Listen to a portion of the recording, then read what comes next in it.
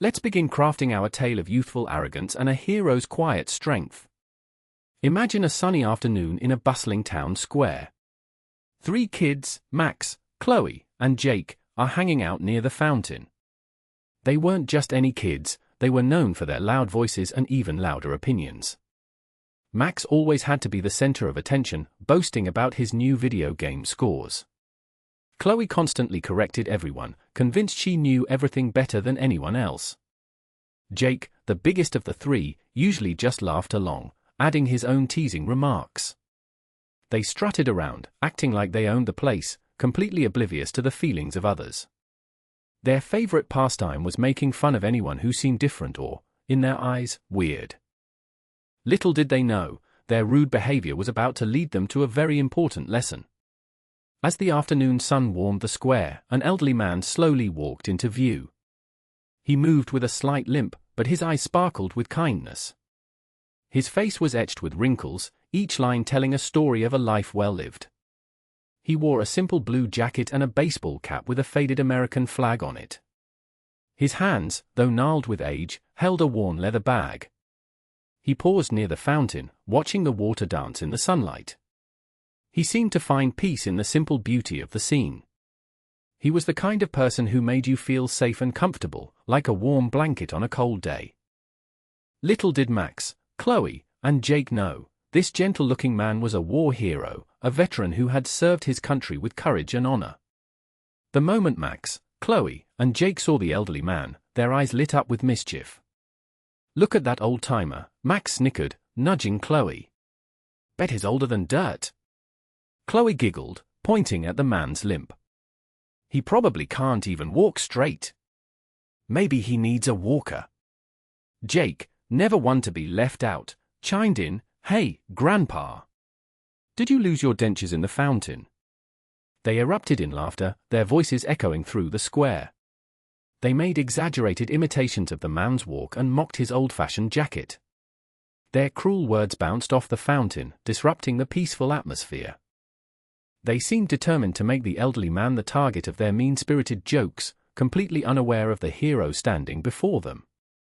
Their disrespect was about to reach a whole new level. The elderly man, despite the barrage of insults, didn't react. He simply stood there, his gaze fixed on the fountain. It was as if he didn't even hear them. A faint smile played on his lips, as if he knew something they didn't. He seemed to possess an inner peace that shielded him from their petty cruelty. He took a slow, deep breath, and his eyes closed for a moment. It was a display of remarkable patience, a testament to the strength he had cultivated over a lifetime.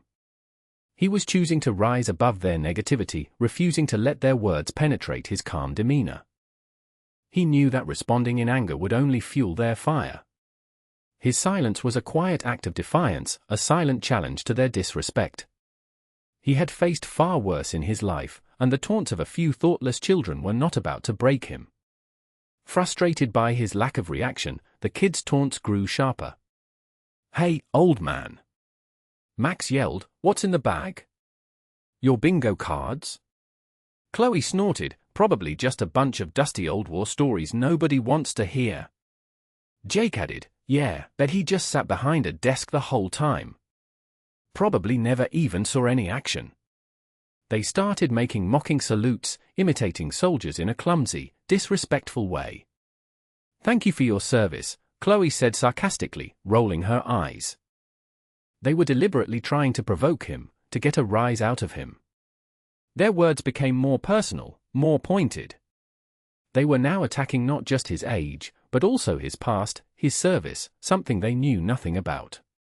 The atmosphere in the square grew thick with tension, the air heavy with their cruelty. They were pushing him, testing his limits, unaware of the storm they were about to unleash upon themselves. A young girl named Lily sat on a nearby bench, sketching in her notebook. She had been enjoying the peaceful atmosphere of the square, but the kids' cruel words shattered the tranquility. Lily felt a knot of unease tighten in her stomach. She glanced up from her drawing, her brow furrowed with concern. She watched the scene unfold, her heart sinking with each passing insult. She couldn't understand why they were being so mean. Lily had always been taught to respect her elders, to treat everyone with kindness. The elderly man looked so gentle and kind, and it pained her to see him being treated so poorly. She wanted to say something, to stand up for him, but she was afraid. What if the kids turned on her? She nervously chewed on her lip, torn between her fear and her desire to do what was right. The weight of the situation pressed down on her, making it hard to breathe. Finally, the elderly man turned to face the kids. His eyes, though still kind, held a hint of sadness. He spoke in a calm, steady voice. "You know, when I was about your age, I was part of a team, building a bridge. It was a really important bridge, and we had to work together to get it done." He paused, his gaze sweeping over their faces. One day, a big storm came, and the river flooded. The bridge started to collapse. We had to work even harder, faster, to save it. We were scared, tired, and wet, but we didn't give up. We helped each other, supported each other, and together we managed to save the bridge. He smiled gently. It taught me that even when things are tough, teamwork and courage can make all the difference. His story hung in the air, a stark contrast to the kids' earlier taunts. Max scoffed, rolling his eyes. "A bridge? Big deal. Anyone can build a bridge. I bet you're just making that up." He crossed his arms, a smug look on his face. "Prove it. Show us some proof that you actually built a bridge and that it even collapsed. Otherwise, it's just another one of your dusty old war stories." Chloe and Jake snickered in agreement, backing Max up. They clearly didn't believe him, and they were determined to call his bluff. Their skepticism was a wall, blocking any chance of understanding or empathy. They were so caught up in their own arrogance that they couldn't see the truth, the genuine emotion in the elderly man's eyes. Their challenge hung in the air, a test of his character, a demand for validation. They were about to learn a valuable lesson about judging others and the importance of believing in people. Just then, a tall man in a park ranger uniform approached the group. He had been walking his usual route when he overheard the commotion. He recognized the elderly man instantly. "Is everything all right here?" he asked, his voice firm but kind. He had a warm smile, but his eyes held a seriousness that made it clear he wouldn't tolerate any nonsense. He knew Mr. Thompson, the elderly man, was a decorated war veteran, a true hero of the community. He had heard stories about his bravery and selflessness. He had always admired Mr. Thompson's quiet dignity and his unwavering commitment to helping others. He had a feeling these kids were causing trouble, and he was ready to step in and set things right. The Rangers' arrival marked a turning point, a shift in the power dynamic. The kids' reign of disrespect was about to be challenged. The park ranger, Mr. Davis, turned his attention to the kids. "Max, Chloe, Jake," he said, his voice carrying a note of authority. "I think you owe Mr. Thompson an apology." He then looked at Mr. Thompson with respect. "These kids don't seem to realize who you are, sir. Mr. Thompson here is a true hero. He not only helped build that bridge when he was young, but during the war, he single-handedly saved his entire platoon by diverting enemy fire, even though it meant getting injured himself." Mr. Davis paused, letting the weight of his words sink in. He received the Purple Heart for his bravery. He's a living legend. The ranger's words hung in the air, silencing the kids instantly. He revealed a truth about Mr. Thompson that shattered their preconceived notions and exposed their ignorance. The truth was out, and the kids were about to face the consequences of their actions. Max, Chloe, and Jake stood frozen, their faces flushed with embarrassment. Their mouths hung open in disbelief. They glanced at each other, their eyes wide with shock. The weight of their actions crashed down on them. They had been so quick to judge, so eager to mock, that they hadn't bothered to consider who Mr. Thompson really was. The reality of their mistake hit them hard. They had disrespected a war hero, a man who had risked his life to protect others. The shame washed over them, leaving them speechless and ashamed. They finally understood the magnitude of their disrespect. Their arrogance had blinded them to the truth, and now they were forced to confront the consequences of their ignorance. The confidence they had displayed earlier vanished, replaced by a deep sense of regret. The situation had completely turned around. Lily, who had been watching the entire scene unfold, finally found her voice. Stepping forward, she addressed the kids with a mixture of disappointment and firmness. "I can't believe you guys would treat someone like that," she said, her voice trembling slightly. "Mr. Thompson is a hero, and you were being incredibly rude and disrespectful. It's not okay to make fun of people, especially someone who has done so much for our country." She looked directly at each of them, her gaze unwavering. "You should be ashamed of yourselves," she continued. "You should learn to treat everyone with kindness and respect, no matter their age or appearance." Her words, though spoken softly, carried a powerful message. She had found the courage to speak up, to stand up for what was right. Her intervention added another layer of accountability, reinforcing the gravity of the kids' actions. Mr. Thompson, seeing the kids' shame and hearing Lily's heartfelt words, stepped forward. His voice, though quiet, commanded attention. "It's all right, Lily," he said gently. He then turned to Max, Chloe, and Jake. "Everyone makes mistakes," he said, his eyes filled with understanding. "The important thing is to learn from them." He paused, his gaze sweeping over their faces. "I've learned that holding on to anger and resentment only hurts yourself. Forgiveness is a powerful thing. It doesn't excuse what happened, but it allows you to move forward." He offered them a kind smile. "Remember, respect isn't about age or appearance. It's about recognizing the humanity in everyone." His words were a beacon of wisdom, offering them a path towards redemption. He was teaching them a valuable lesson about empathy and the importance of second chances. Shamefaced, Max shuffled his feet. "Mr. Thompson," he mumbled, I'm really sorry. We were being stupid and disrespectful." Chloe nodded, her voice barely a whisper. "Yeah, we didn't know. We didn't mean to." Jake, the largest of the three, looked down at the ground, his voice filled with genuine remorse. "We're so sorry for what we said. It was wrong." Their apologies, though clumsy, were sincere. They finally understood the pain their words had caused.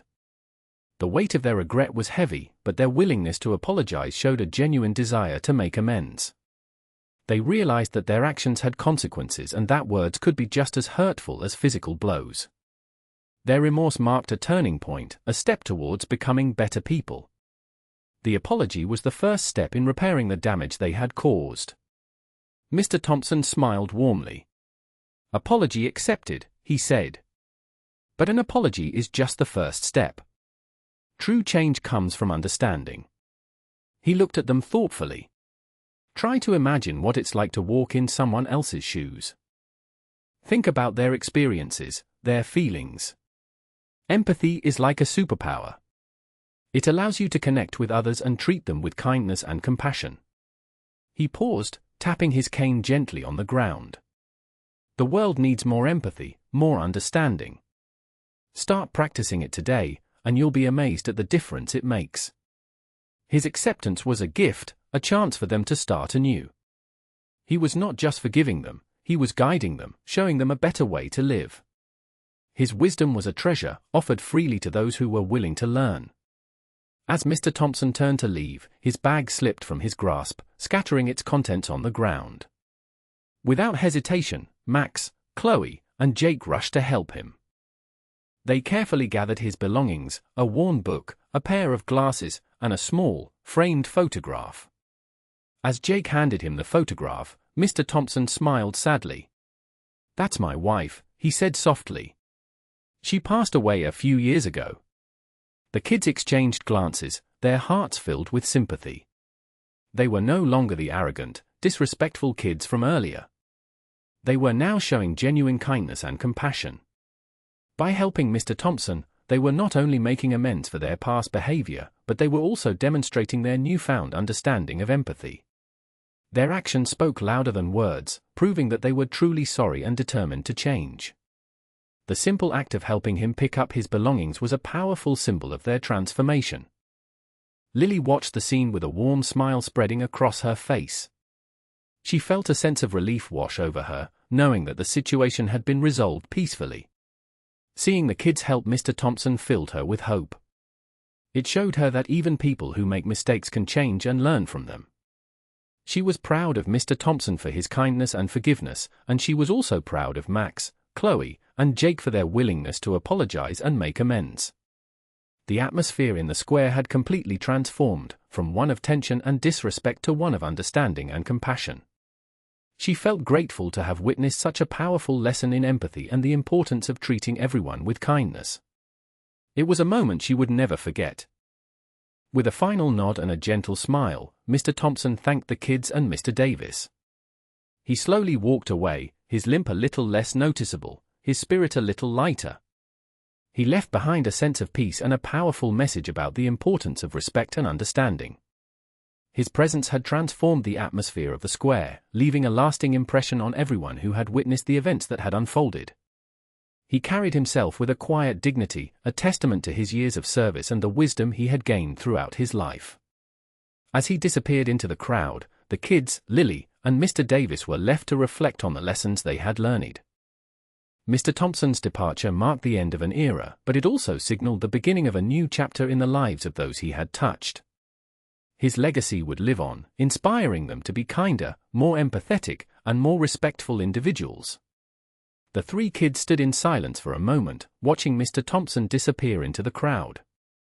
They looked at each other, a silent understanding passing between them. Max spoke first, his voice subdued. "We were awful," he said. Chloe nodded in agreement. "I can't believe we acted like that," she added, her face etched with regret. Jake chimed in, "We have to be better. We have to treat people with respect, no matter what." They vowed to each other to change their ways, to be more mindful of their words and actions. They realized that their behavior had been hurtful and unacceptable. They resolved to be more empathetic, to try to understand others' perspectives, and to always treat people with kindness and respect. The experience had been a wake-up call, a turning point in their lives. They were determined to learn from their mistakes and become better people. The memory of Mr. Thompson would serve as a constant reminder of the importance of empathy and respect. Lily, seeing the genuine change in the kids, walked over to them with a friendly smile. "That was really brave of you guys," she said. "It takes a lot of courage to admit when you're wrong." She extended her hand. "I'm Lily." Max shook her hand. "I'm Max, and this is Chloe and Jake." Chloe and Jake also shook Lily's hand, their faces beaming with a newfound sense of hope. They started talking about their favorite things, their hobbies, and their dreams. They discovered that they had more in common than they had ever realized. Lily's acceptance and willingness to connect with them reinforced their positive change. They had not only learned a valuable lesson about respect, but they had also made a new friend. The encounter with Mr. Thompson had brought them together, forging a bond based on empathy and understanding. The future looked brighter than ever before. And so, the town square, once filled with tension and disrespect, was now filled with laughter and friendship. The arrogant kids who had harassed a war hero had learned a valuable lesson about empathy, respect, and the importance of second chances. They had transformed from bullies into kind and compassionate individuals. The 7 minutes that changed everything had come and gone, leaving behind a lasting impact on their lives. They realized that true strength wasn't about being loud and boastful, but about being kind and understanding. They knew that they would never forget Mr. Thompson and the lesson he had taught them. From that day forward, they made a conscious effort to treat everyone with kindness and respect, creating a ripple effect of positivity that spread throughout their community. The end.